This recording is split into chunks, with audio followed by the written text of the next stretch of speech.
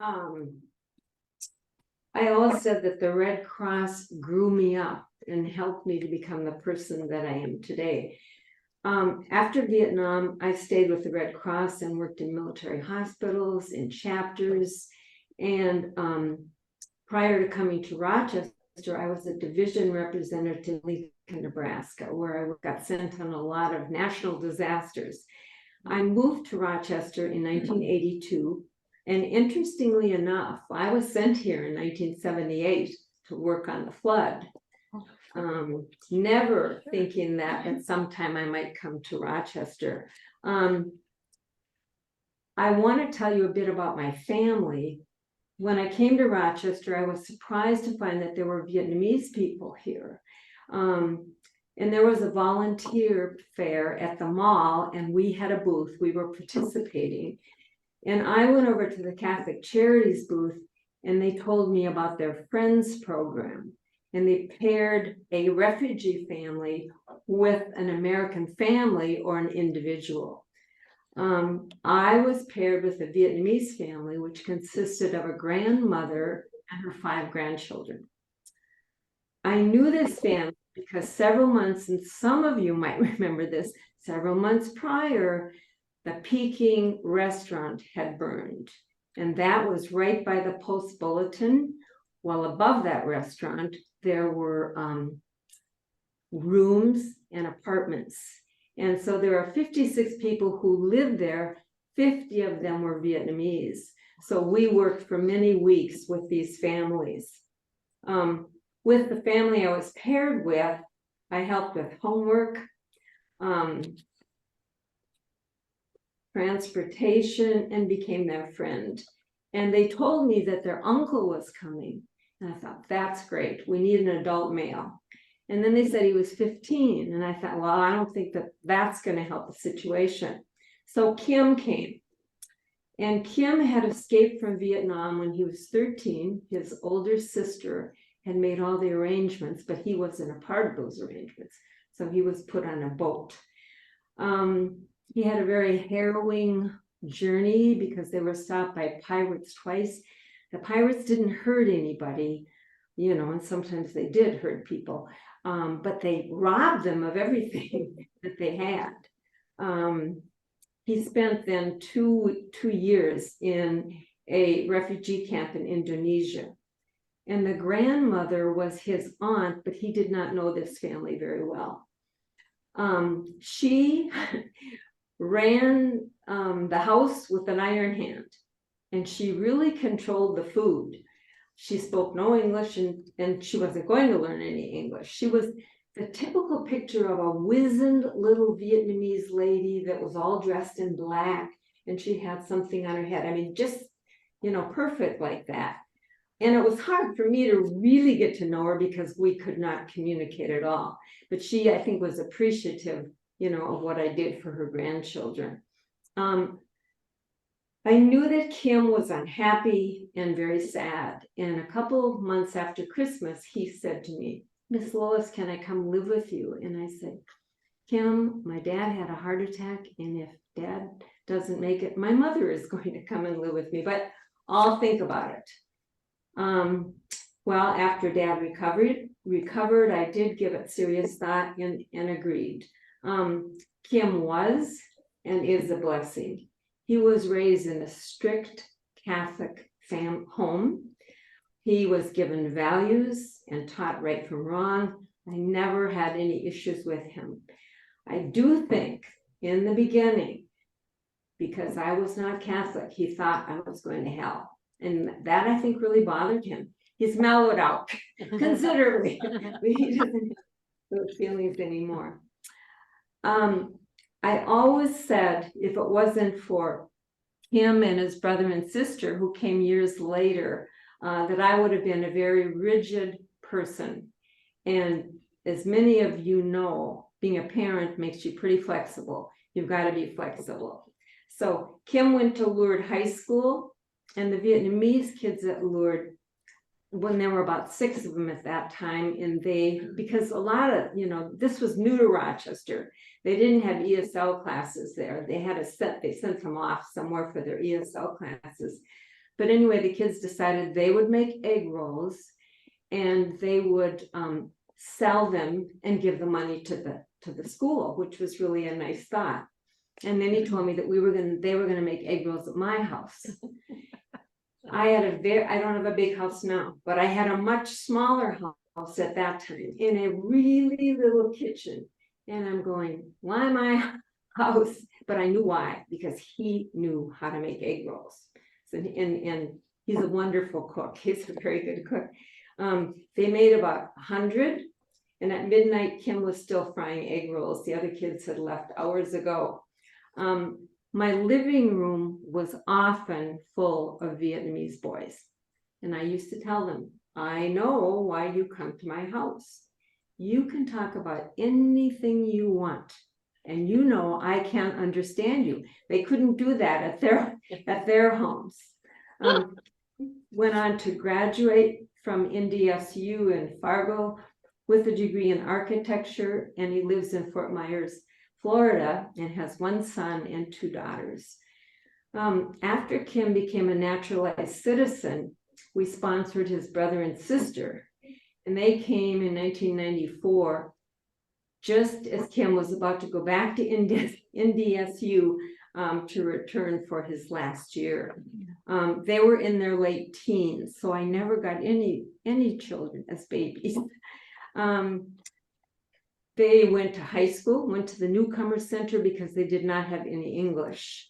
Well, my one son thought he had English, and we had long conversations. And I would just go, oh my gosh, I can't understand the thing he's saying. But, you know, they learned English because they had to speak to me. And I used to always say to Kim, you're fortunate and unfortunate, because when you get home from school, you have to continue speaking English, where your friends will, you know, be speaking Vietnamese. So he did learn English much, much faster than his friends did. So Ha and Jung went to the Newcomer Center, as I said. Jung, also known as Doug, went 1 year and then went to RCTC and then transferred to La Crosse, where he graduated with a degree in business administration.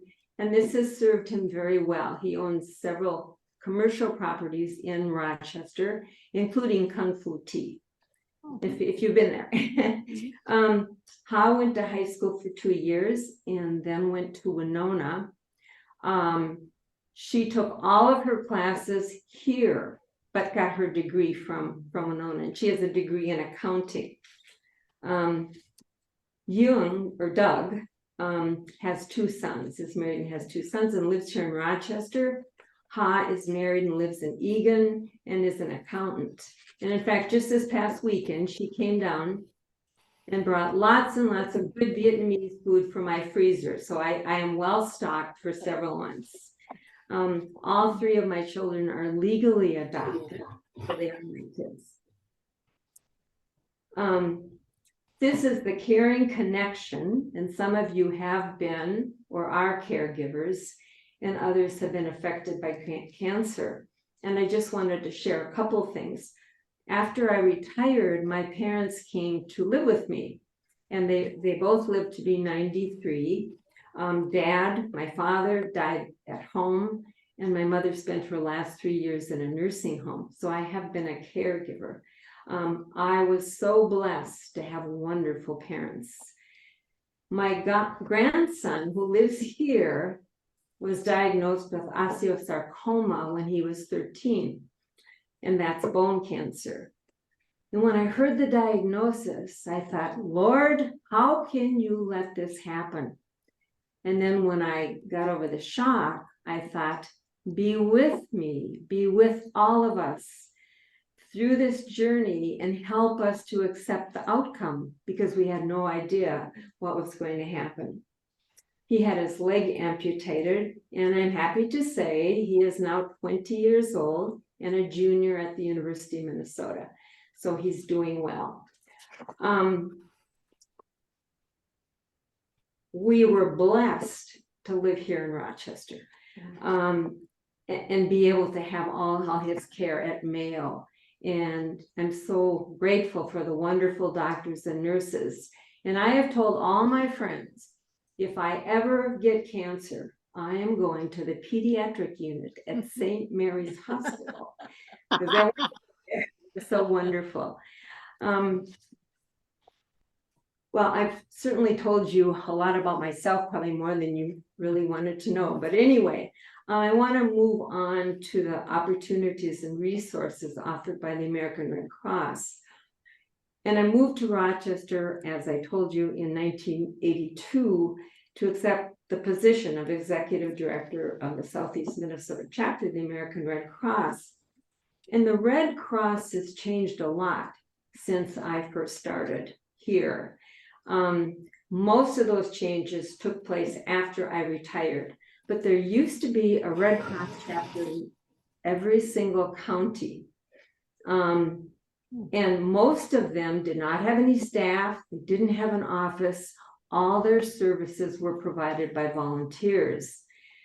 The National Red Cross felt that some functions such as audits and all those little chapters had to do, but as budgets and audits and HR should be consolidated.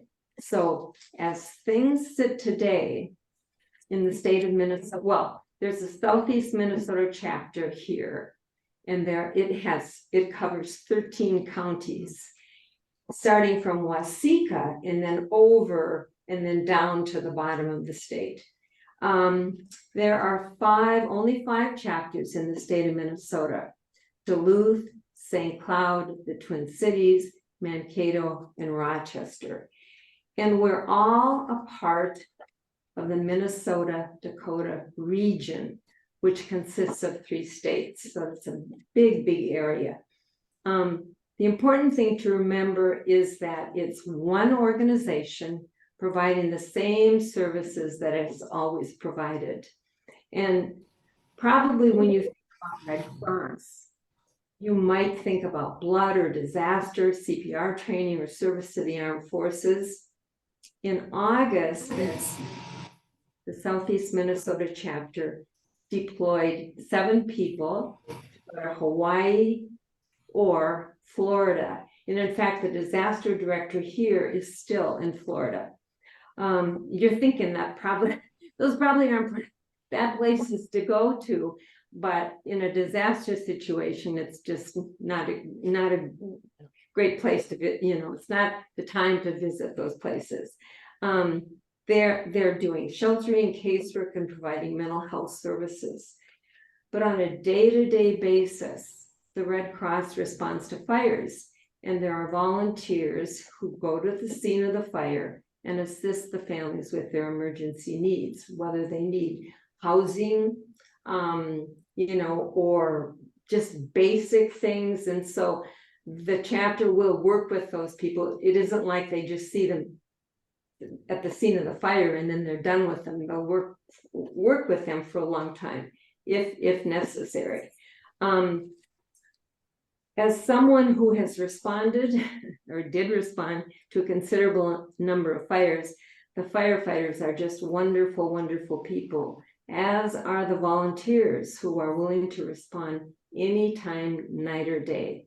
Christmas, any holiday, they can get called out and they respond. The National Red Cross has a program called Sound the Alarm, and they give away smoke alarms, but what good is a smoke alarm if it's not installed? If you want a smoke alarm, you actually can call the Red Cross office and they will give you one, but they'll come and install it for you. On September 28th, in partnership with Minnesota Energy, RPU, the Rochester Fire Department, and the Office of Emergency Management, all working together, they met at the Oak Terrace Mobile Home Park. And Minnesota Energy handed out weatherization kits. RPU gave out LED bulbs. Red Cross gave out smoke alarms, and they had them installed. And the fire department, through a grant from United Way gave out and installed carbon monoxide detectors. They served 183 people in 52 manufactured homes. And so that mobile home park is safer just because of the efforts of all of those people. We all know how critical blood is and that there is a shortage. When I was the director, we did not have blood mobiles here in Olmsted County, and that was an agreement with Mayo Clinic. Now, about 2 years ago, the chapter started having blood drives at their office, and they do one a month. So we're not talking about huge numbers of blood, but it's just good. It's good. We're not in competition with Mayo by any means, and we have a very amicable relationship. Mayo gets 1/3 of their blood or blood products from the St. Paul Red Cross Blood Center. And they always have. They had, you know, it's the same thing when I was working at Red Cross. So they've always depended on Red Cross for blood. An interesting fact, I think, is that 60% of people are eligible to give blood, but only 3% give. That's a small number. So the Red Cross teaches CPR. They have about 2 classes a week at the office, and you can sometimes you can do the bookwork online and then go into the office and get your skills tested, or you can do the whole course at the chapter. The instructors are national employees, and they are paid by National Red Cross, and they travel the region. So they travel a big area.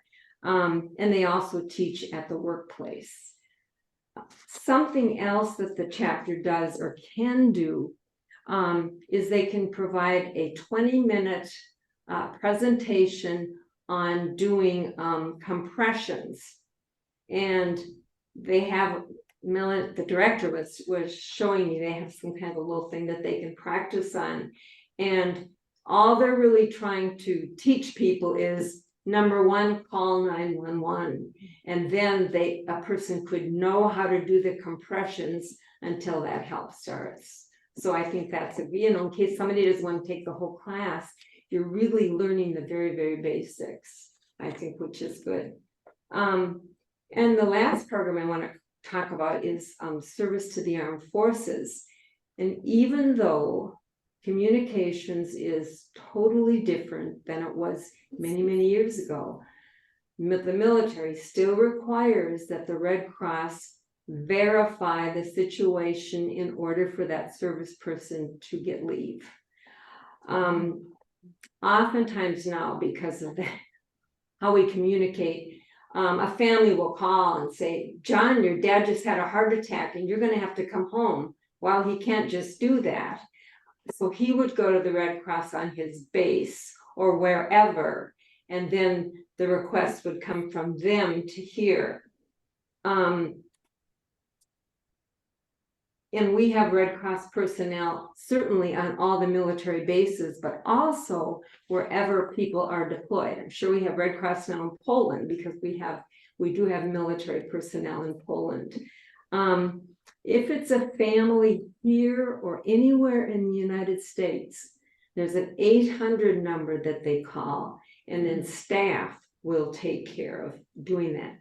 When I was at Red Cross, we did the verifications, and we had volunteers who did the verifications after hours. So that's totally different. We had wonderful people who did that. And I used to say, if you wanted a verification from either one of Mayo's hospitals, you called Mayo Clinic Social Service, and those social workers always got our verifications for us. And I used to say, they're much faster at 2 a.m. in the morning than they are at 2 in the afternoon. Not a criticism, it's just that they were really busy.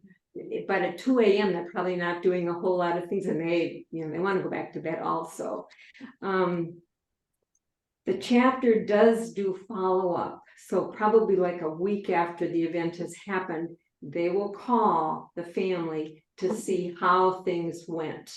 And that's oftentimes, because we always did follow-ups, you hear somebody say, well, thank you so much. When they're calling you and there's an emergency, they're not thanking you. They just want, they know that they want that service person to get home, and they're also in panic over what has ever happened, what the emergency is. Another service that Red Cross provides is service to veterans homes and military hospitals. And of course, you probably know that we're going to have, we have a veterans home in Preston. And Red Cross eventually will do we'll have people volunteer there, but they're not ready. They're in conversation, but the veterans home is not ready for that right at this point. But that will be something else that volunteers can do. So I've just covered really the major programs, and sometimes you will see on the news where Red Cross is involved in other things like Safe City Nights or veterans events. And if I leave you with anything, I want you to know that the Red Cross could not possibly exist without the tremendous support of their dedicated and caring volunteers. These volunteers are no different than the volunteers in this church who do so very much, that we are also really indebted, to them. As I look back on my life, I know that God has blessed me. I was born into a loving Christian home. I was blessed with children and grandchildren that I never thought I would have. And from the beginning, Jesus has been with me every step of the way.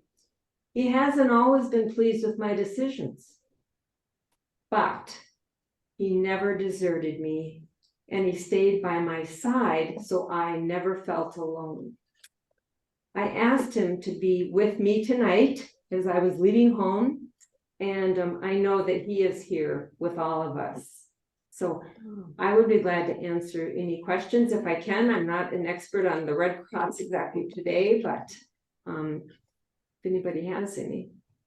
Why don't you see if there's any on the screen, and then you can repeat their question if you want, and then we can. Yeah. Do you have any questions? They're all shaking their head. Well, Lois, when you would do a program, Mm-hmm. I'm not quite sure what you meant by what's a program. Do you do what you do here as a Project Compassion person, or do you? Jan is asking, what did I mean when I said we did a program? Jan, are you saying in Korea? Sure. Yeah. Oh, okay. Okay. All right.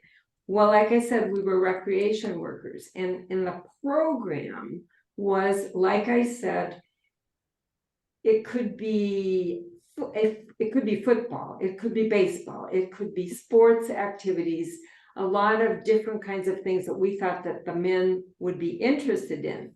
And so once you had your theme, we'd probably have some kind of a game where we would ask questions.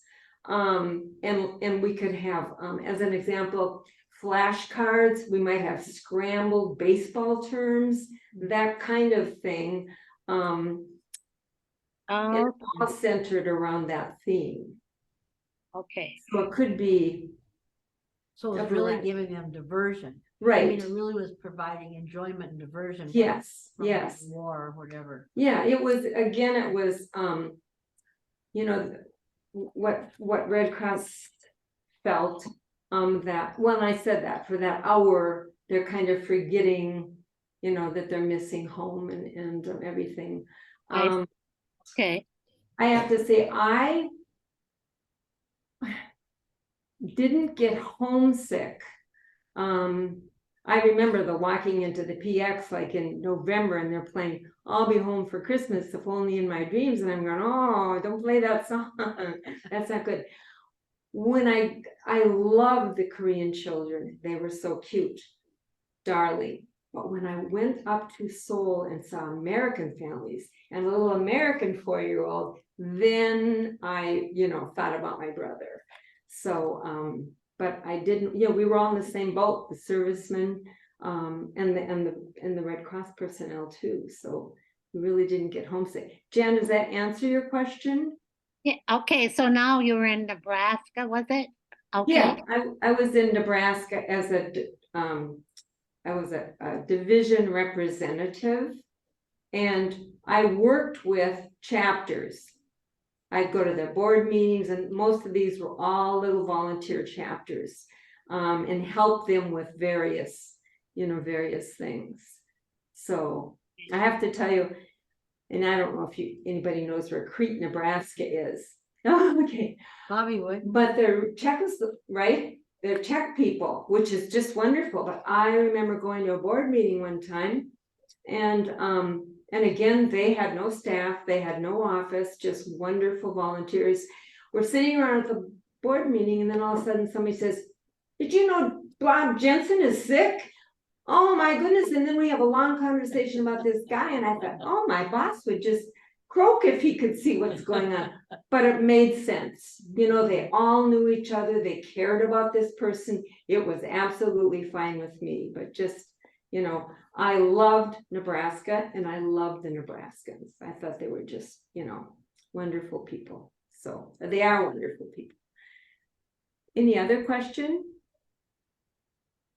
No, Paul is shaking her head. It's along the way, and I knew I'd forget them. What was the extent of your term overseas then? A year. It was a year in Korea, but they asked me to extend a month, and my mother would have killed me. I said, "Mom, I'm gonna stay for another," I wrote her, I wasn't calling her. She wasn't happy, because I should come home, certainly. And then Vietnam, they were asking people to extend, but I did not. So you were a year in each place? Yeah, a year in each Korea, place. India, Yeah, in Vietnam. each place, yeah. But your children are from Vietnam? Yeah, they are from Vietnam. Yes. Okay. And how many grandchildren? 5. I have 5 grandchildren. Mhm. Good, yeah. And we're all 3 of them though weren't from the grandmother. No, Yeah, no, he wasn't either. None of them. So And they're all siblings. They're all siblings. they are? Yeah, they're all siblings. So Yeah. did they come from Korea, or did you meet them here? I met can't them remember. here. I I couldn't met them remember here. quite how I Yeah, met them. yeah, Okay. yeah. Wow. So I remember when this little boy he's not a little boy anymore, the 20-year-old now, he said to me one day, like he was probably about 5, and he said, "Grandma, you're not Asian." And I said, "I feel Asian." So it was, didn't care. How do they get volunteers to go for some of these, like floods and hurricanes and stuff in the States? You volunteer to be a Red Cross volunteer, and then you have training, and you say, "I'm willing to be deployed," and you can, believe me, you can be deployed. So, and a lot, people certainly do that. It's Well, I'm just thinking about some of the disasters, like the flood in New Orleans many years ago. A large Katrina. group. Yeah, Katrina. I couldn't think of that one name. When a huge group of people from Mayo went, did they go in collaboration with the Red Cross? No, I'm sure they didn't. So they were separate. Yeah, I'm sure that they were not in collaboration. Yeah, I can't say that for sure, but I don't think so. No. Yeah. When you are willing Bobby. to be deployed, is it for a certain period of time? You can specify sometimes it's going to be at least 2 weeks, I would say. Sometimes it could be 3 weeks. They nurses, mental health workers, they sometimes can go for shorter periods of time. But generally it is that long. And the Red Cross pays your expenses, your airfare, your lodging. You might be sleeping in a Red Cross shelter, in a staff shelter, not probably with the other people, but yeah, they're always looking for volunteers. is the majority of money given, I mean, to the Red Cross to function, to work on, is that governmental? I'm just trying to think of where's the main funding for the Red Cross to do these projects? It comes through, contributions. And So we it's don't all- get government funding, no. There's no. like no NIH grants or anything if they No, would do a no, research? It's No, all through private. It's wonderful. Maybe I can see maybe the blood program, applying for grants for different things, certainly. But the money really comes from contributions, we're indebted to. Is there a percentage that goes to administration? Or when you give $20, let's say? There is a percent, I couldn't tell you what that is, No, but that's certainly okay. there is money there for administration, yes. That's always been a question that comes up for American Heart. Mhm. Because having sure. been on the board for American Heart Mhm. many years, and people, if they're gonna give, they wanna know what percentage. Right, So they really right. become much more scrutinized, so they can tell donors, Mhm. this is how much goes, so the people know it comes back to help individuals. Right, But that's a big question. and this chapter, their director, Melanie Cheetah, certainly could give you that information if that's something that you want, but I do not know that, off the top of my head. What, do you know where it was when you were? I was, that was a long time ago. No, Oh, that's I right. couldn't, I don't wanna quote something yet. Well, yeah, Yeah. it changes, it's like Yeah. it's like a moving target. It's just amazing, all the things, all the projects, and we just aren't aware of, I think disasters, but just think of all the good work you do for the service people and. And I had no idea that you did all these things in your life. I just thought you went to the Red Cross office here, and I didn't know that you went to Korea and Vietnam and all the other places. Very interesting. Long time ago. That's one more question. Do you usually have to be a volunteer and work in the trenches, so to speak, like where you went to Vietnam and Korea, to then go ahead and be a part of the administration and the organization, so you really understand what they do? Do many people like yourself who run an office, Southern Minnesota, do most of those people have a volunteer experience? Probably not, or they worked elsewhere. Yeah, sometimes I think we've thought that, they're looking for a director or something or a head of something, and then they'll choose somebody who's had no Red Cross experience whatsoever. And we also think, that's the best idea. It's good to know, I think, all these things. But you So- were employed by Red Cross. Yes, I was. Yes, even when I was overseas, I was employed. Yeah, That's what I thought. yeah. It was a job. Wasn't a whole lot. What I saved my money. I mean, what were you gonna spend it on? So it was. So it was good. It was. But the other thing is that actually in both places, I was gonna say just Vietnam. I was a civilian. At any point, I could have said, "I want to go home," and you would go home. We would tell servicemen that, and they said, "Wish we could do that." So that was, that was something. They have a And built-in insurance. I mean, you could. yeah, and people, there were people that did not a lot, but there were people who just got there and that wasn't what they thought it was going to be, and they did go home.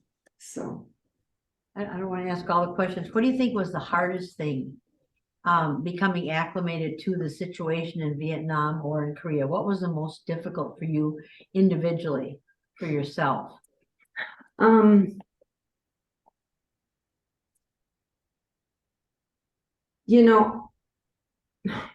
Being from Minnesota, it was, but it didn't bother me. It was totally different to work with different ethnicities, different groups of people.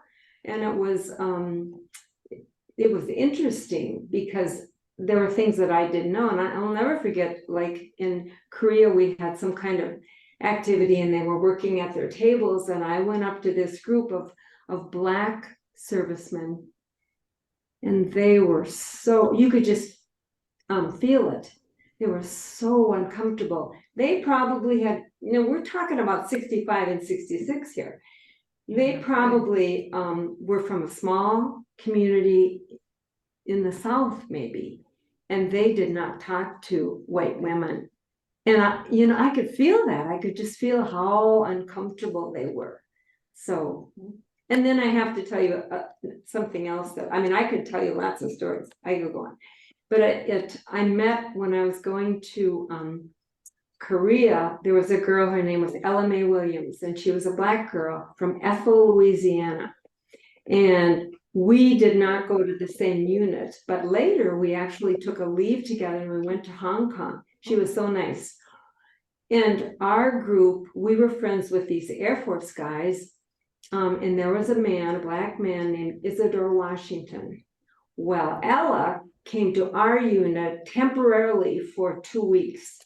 And I thought, this is wonderful. There's going to be a wonderful romance. They're going to fall in love. And oh, I'm so happy. They were no more interested in each other than I thought. What's the problem here? They should like each other. Were they from similar areas in the United States? No, he was from, I think, Washington, the state of Washington. No, my thinking, how dumb I was. They're Black.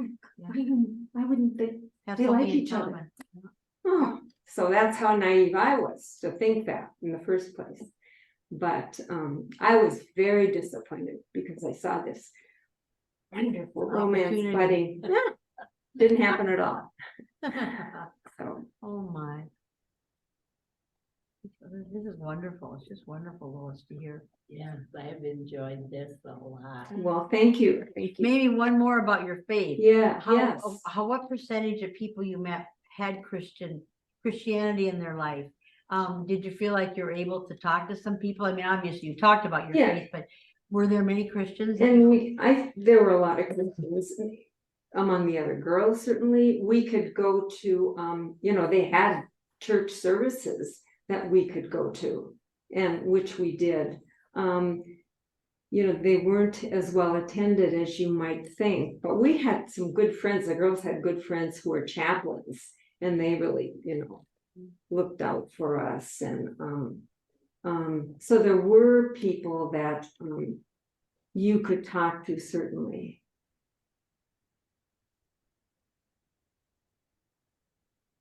Anybody So on the screen? They're all mhm. just so intent, but.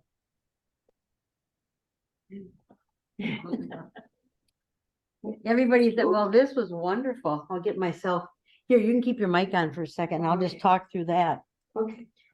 Well, this was wonderful. It's such a wonderful education. So now you can go up and tap Lois on the shoulder at church and say, by the way, I have another question. And catch her, because it's just I've always known she had 3 adopted children, but I didn't know the wonderful story behind it. So